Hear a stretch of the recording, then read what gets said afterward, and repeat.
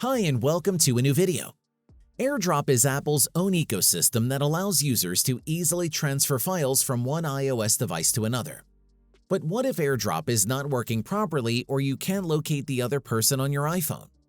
In this video, I will show you several solutions to this problem. Let's go. When you can share or receive files via AirDrop, there are a few basic steps you should try first. First, make sure that both the receiver and sender have Wi-Fi and Bluetooth enabled. See to it also that they are within each other's range. Next, ensure that neither device's personal hotspot is turned on. If that is the case, disable it to prevent it from interfering with the connection between the two devices. Additionally, check that AirDrop access on both devices is properly configured. To do this, open Settings, navigate to General, select AirDrop, and then set the access to everyone. You can also access this configuration directly from the Control Center.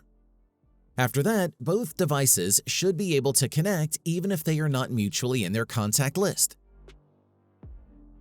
If you have previously blocked the contact person to whom you're trying to transfer files, this may also result in a failed AirDrop connection. Make sure to unblock your contact in order to send files successfully. On your Settings, go to Phone and scroll down to Blocked Contacts. Then unblock the contact and try connecting to AirDrop once more. You can also try to force restart your device. This approach is very simple, but it frequently fixes any minor software glitches on your iPhone.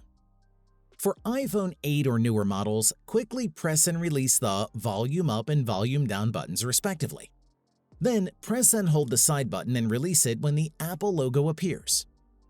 If you're using an older iPhone model, you can refer at the tag in the top right corner or find the link to the Apple support page in the description below to know how to force restart your device properly. Restart the other device as well to rule out any potential sources of the problem on either end.